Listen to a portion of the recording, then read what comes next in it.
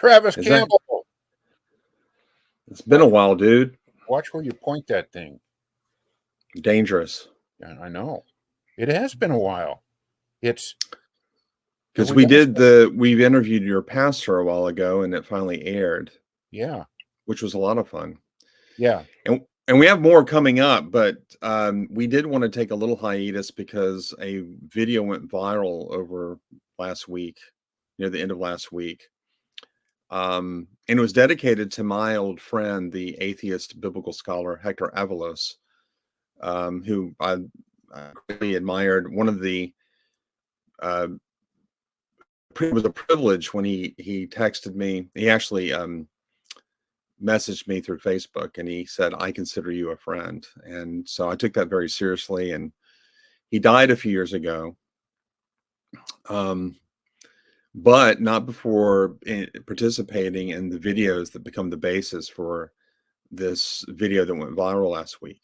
And it's called Satan's Guide to the Bible. And it's in the form of a cartoon. And Satan descends down from on high. And he's basically in angel's dress. And he says, "Look, I'm the adversary. I'm not the guy with the pitchfork that Christians have distorted, that the New Testament distorts. I'm the real Satan. I'm just the adversary, the loyal opposition, if you will, who is here to give you the truth on what the Bible is all about." And in the cartoon, he's appearing to young children, and he's going to expose all the dirty little secrets of the Bible to these children, to show them that they're being hoodwinked by their pastors and their parents and others who want to introduce or raise them up to be Christians. And so the video makes a number of claims, and it backs it up by interviewing biblical scholars, experts in the Bible, who don't believe that the Bible is the Word of God. And so I thought it would be a good idea for you and I to at least give a response. We're not going to obviously show every single thing in the video and respond to it, but I thought it would be a good idea if we at least showed how the video presents one side of the equation, without even going so far as to show how conservative scholars would respond to their arguments. And this was one of the more disturbing things about the video. What they do is they will show you what conservative scholars say, but they don't give the specific counter responses to these arguments, other than to say, well, the Bible's inerrant, and so it's true, and so you're wrong. And the cartoon character of Jesus is made out to be a real buffoon here, and Satan is really the one who's there to tell the truth. So, yeah, you saw at least some of the video. What was your impression? Yeah, I watched quite a bit of it, and I had trouble figuring out at the beginning where it was coming from. It took me like 10 minutes to say, okay, now I see where they're going with this.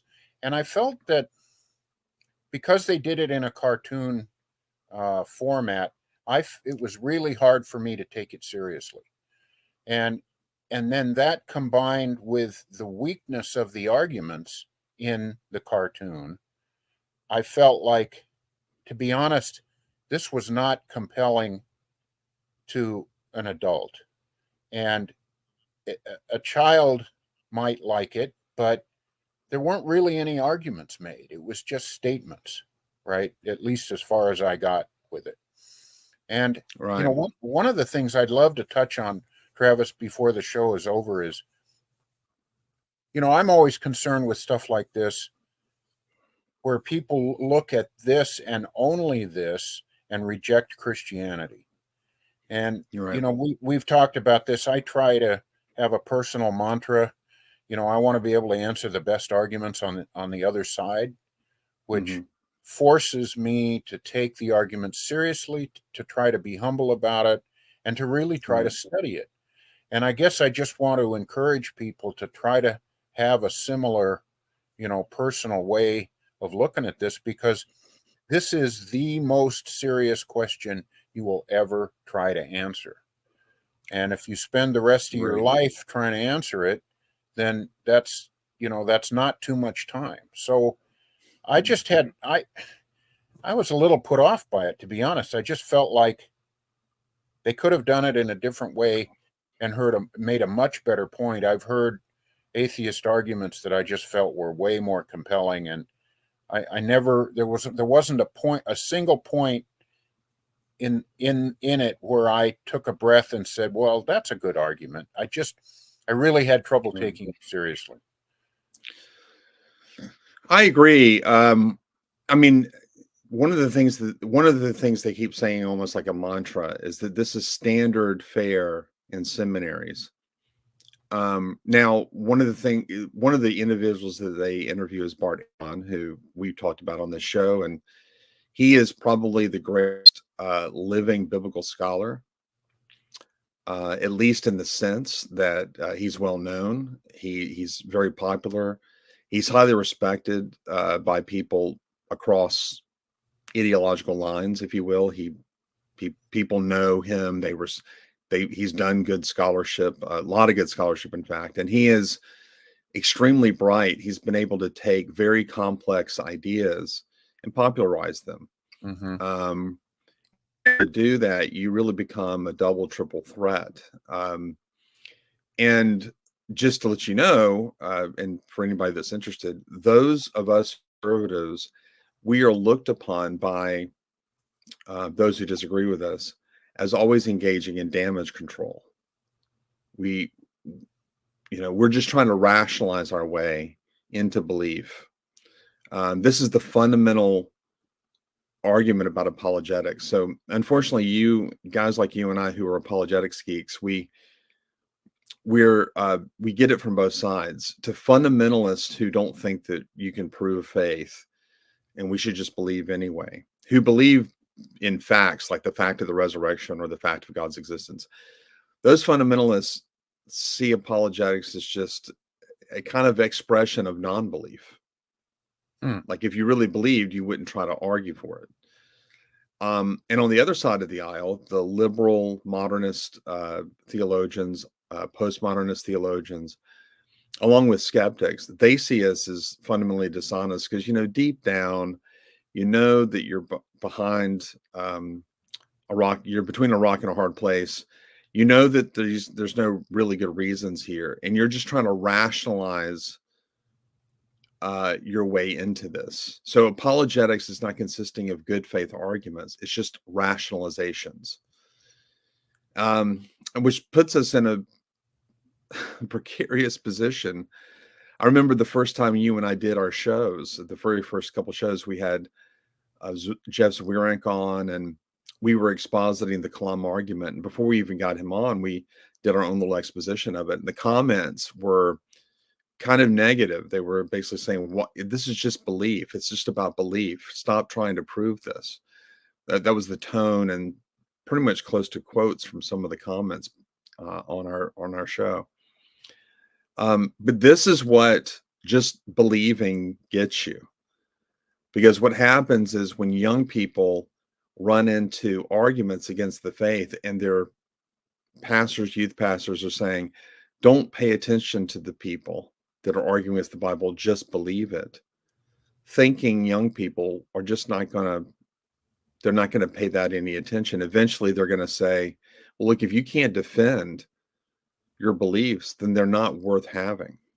I mean, after all, if we can't defend our beliefs, what in the end of the day is the difference between Christianity and Mormonism? Exactly. Or Yes. Christianity and Scientology?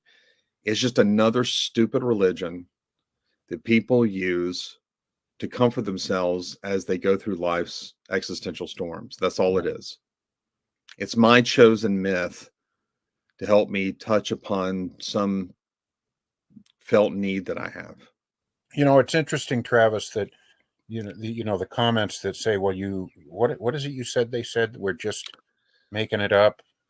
Well, I don't Rational. think any of our commenters, people that comment on our first videos, said that we're just engaged in rationalization.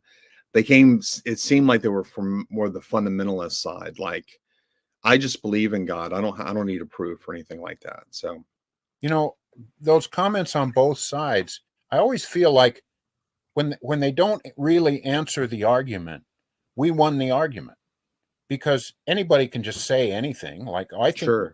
Travis, I think that's the most ridiculous argument I've ever heard a human being make. How can you believe that? Oh, okay. Well, you know what? I just said that. I just made it up. Yeah. I didn't answer an argument. I just said something stupid. So Sure. it's like when people make ad hominem attacks or say something like that about the argument, I want to say, well, okay, you want to believe that, but answer the argument. Make a logical, rational case for or against the argument, and then that's a serious comment. Otherwise, shut up. Sure. Well, and the other thing to consider is when we're dealing with unbelievers who are experts in the Bible and or skeptics, when we're dealing with the apathetic ones, I guess there's no point in having a conversation if they don't care enough to Yeah. offer an argument. That's fine. What's really weird is when you have those who do this as a profession. This is what they do. And William Lane Craig, if you watch a lot of his debates, he is not always. I mean, some of the people he's debated are very formidable, and they're there to argue the issues.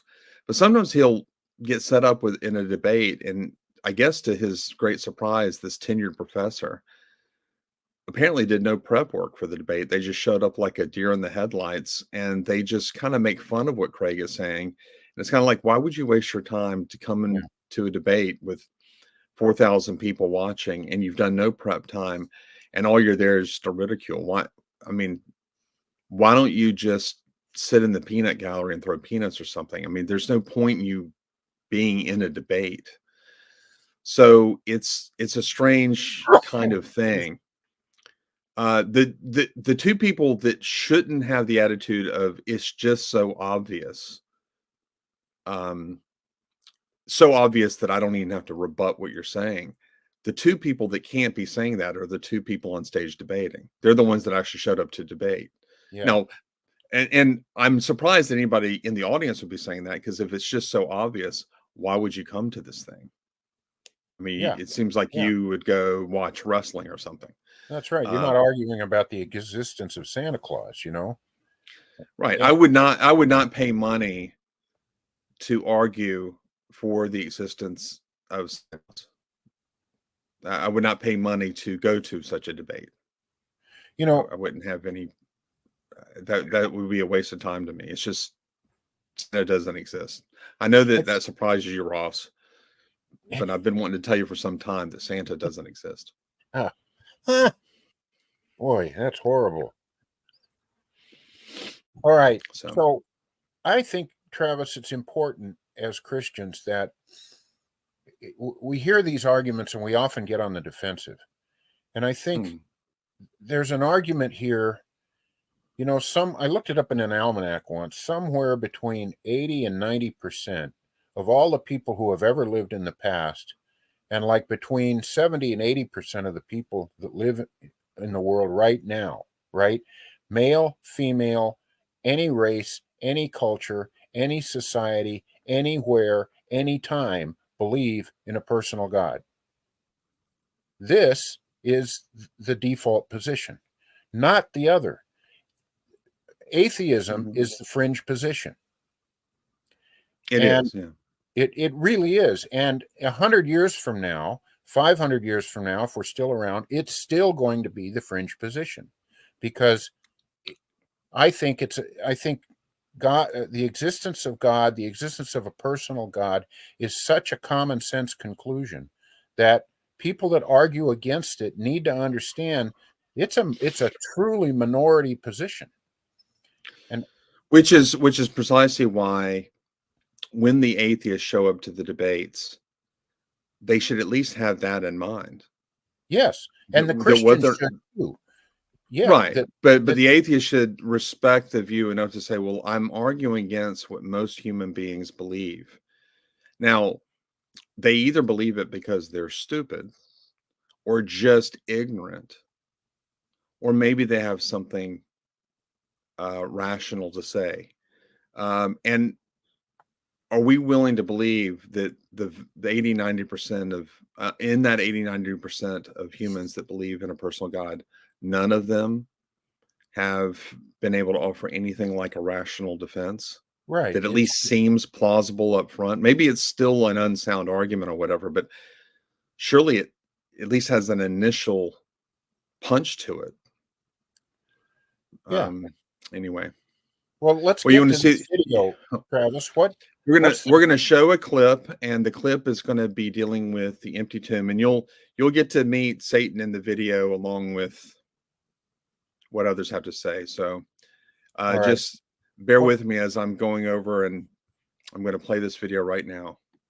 First things first, let's look at the reason this whole gigantic Christian thing got rolling. Shout out to me. Because Jesus is the reason. Which leads us to the most important event of all Christians. The resurrection.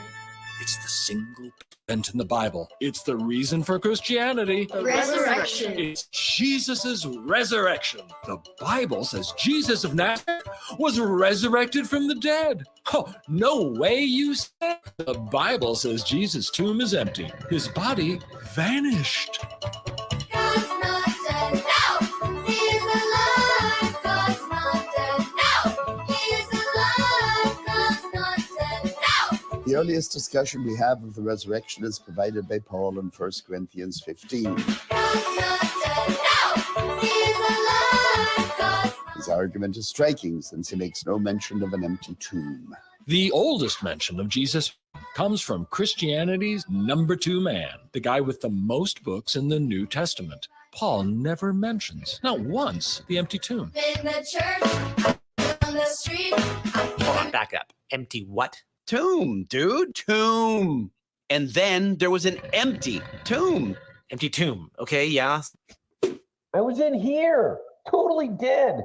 And then Poof. The tomb was empty.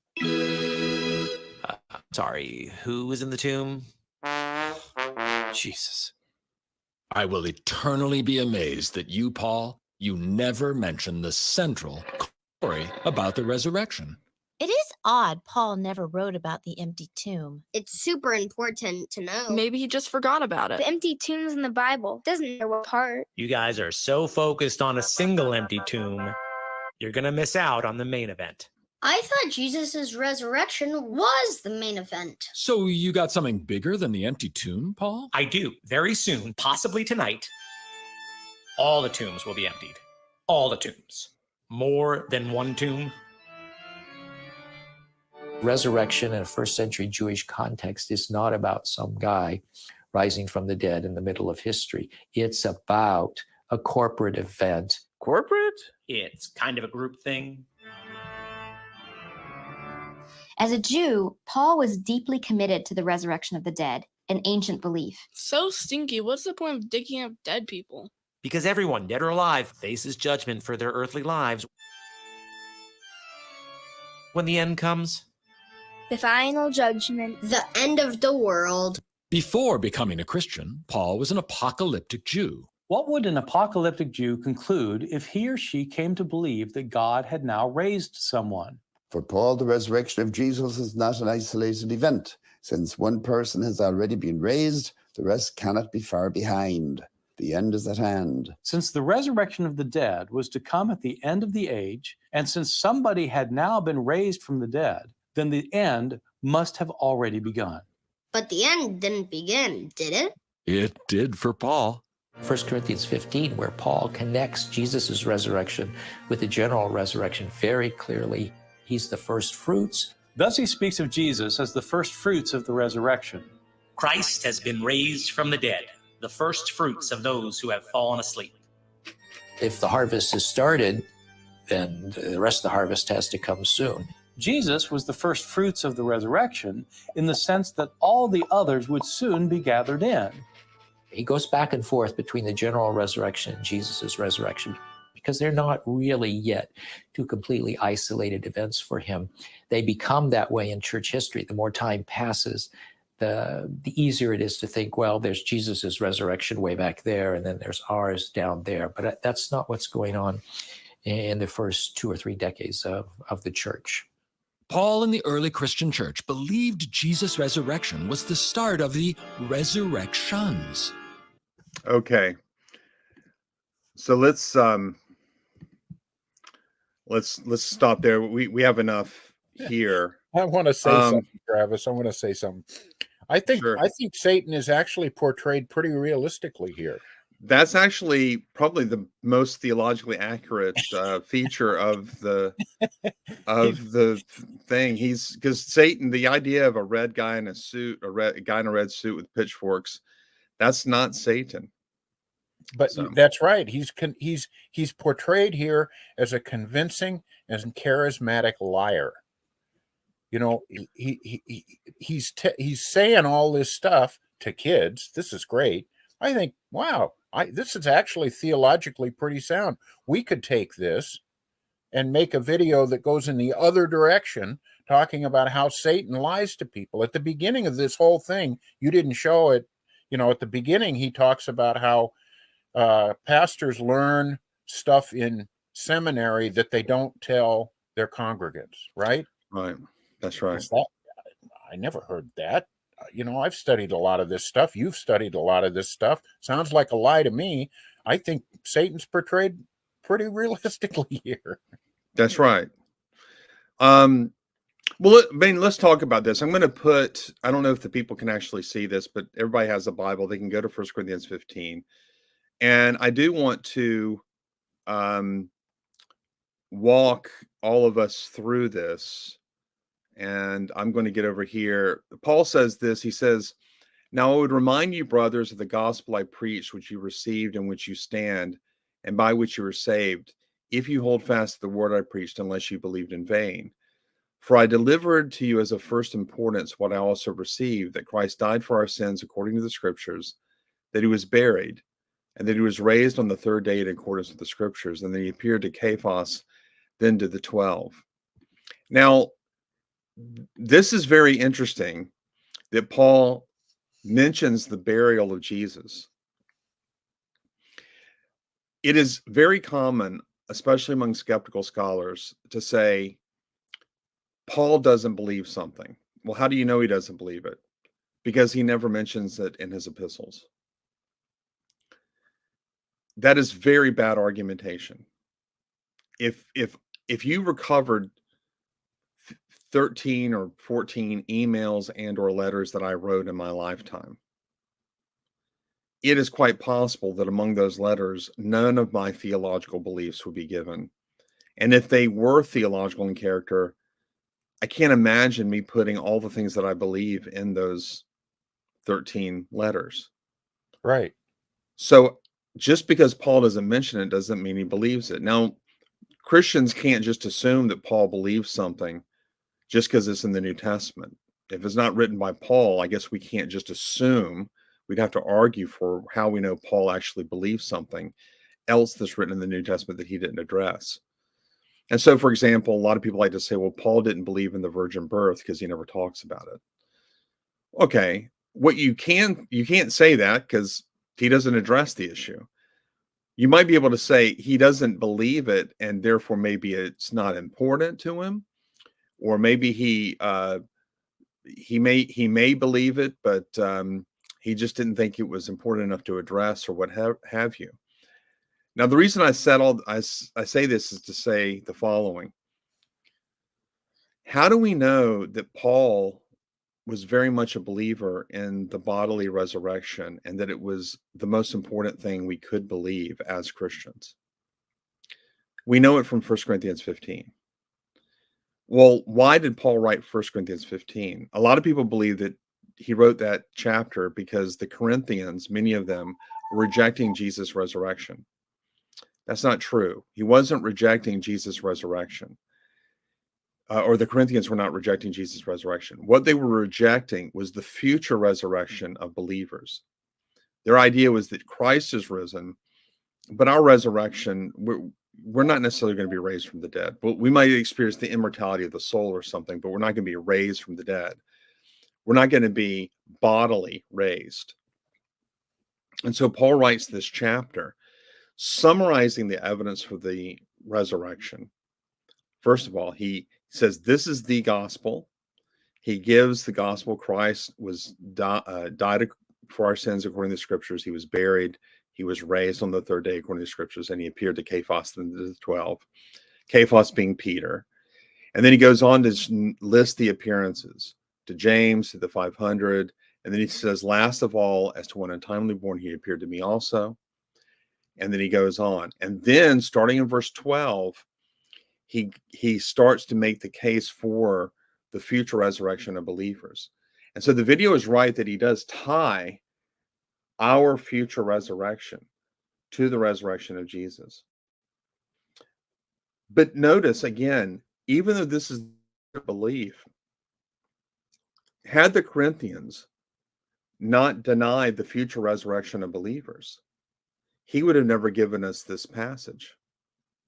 And so you can imagine a scholar saying, well, Paul didn't believe in the resurrection or the future resurrection of believers. Why? Well, because he doesn't mention it.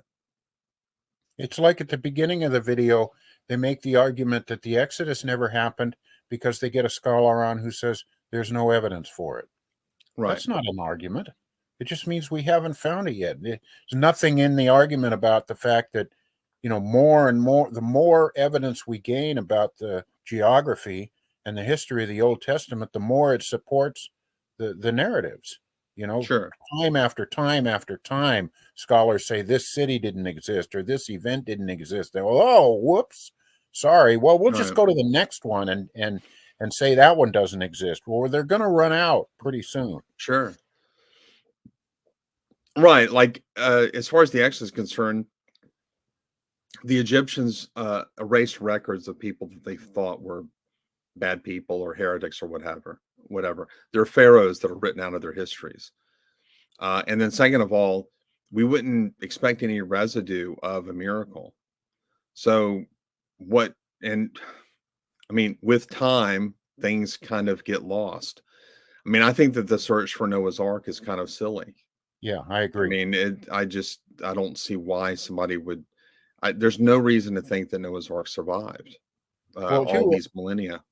Hugh Ross made a great argument that just slam dunked that for me. He said, okay, you're Noah and his family, and you're in the ark, and you've been in it for a year, and the ark lands, and you got to rebuild society. What's your first source of building material?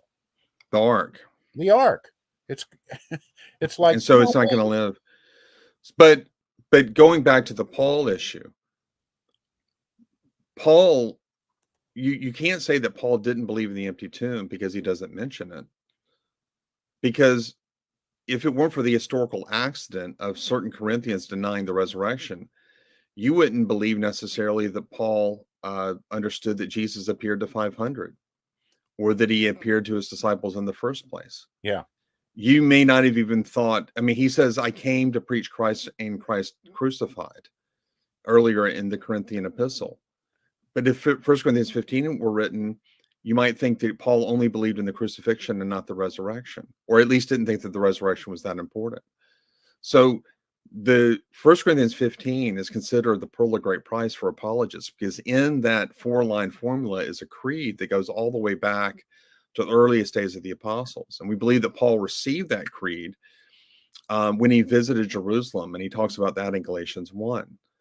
And there are critical scholars who believe, even the Jesus Seminar will say that creed was received by Paul within just a few years of the crucifixion, resurrection, and Paul's conversion, say 3 to 4 years after, 5 at the most. Within 5 years, he's receiving this creed. That's too short of a time for a myth. The other thing that I would like to say is, it is true that he connects the future resurrection of believers to Jesus' resurrection. But they kept saying the word soon.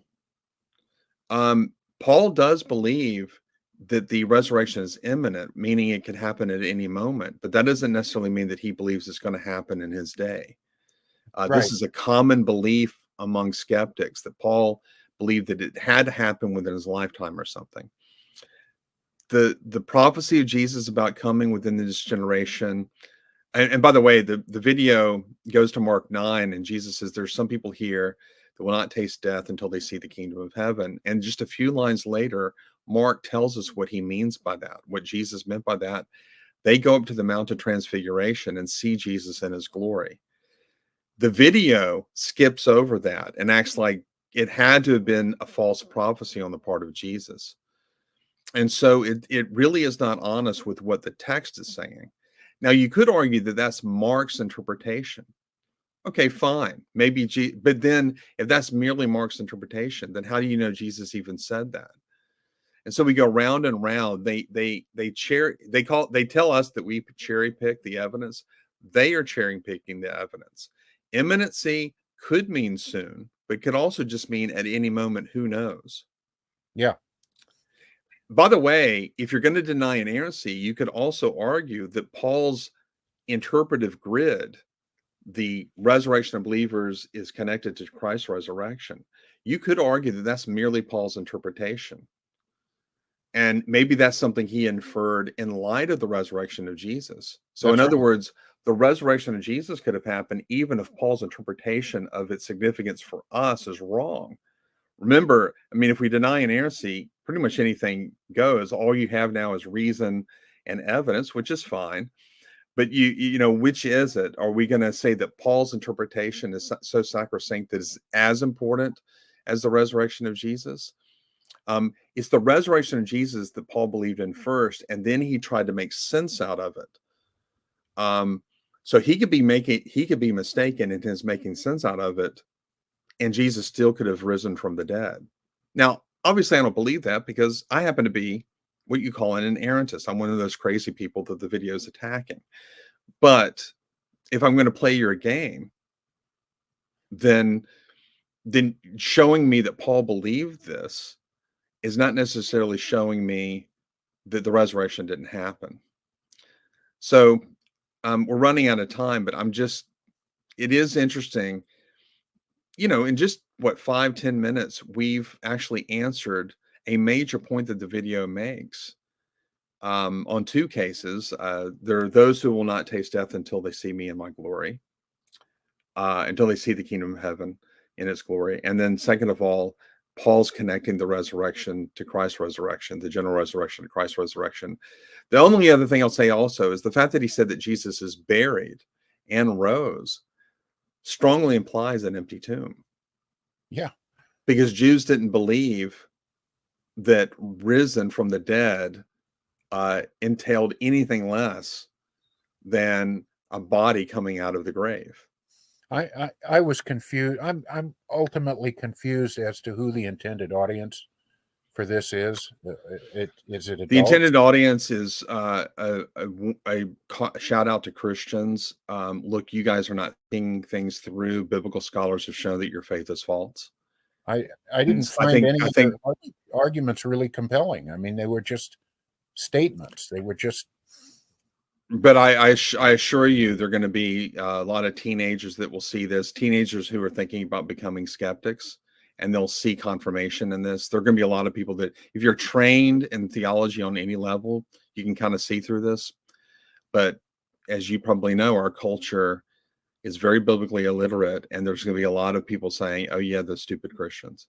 Yeah, I wish we could keep going, Travis. There's so much to talk about this, but we're 4 minutes over because this was important. Well, look, man, I love you, and we're going to get back to our interviews. Who knows who's coming next? Maybe a Catholic, maybe you're a pastor again, but yeah, we'll just keep going. We All got to right, go. Take care. See you, Travis. Bye.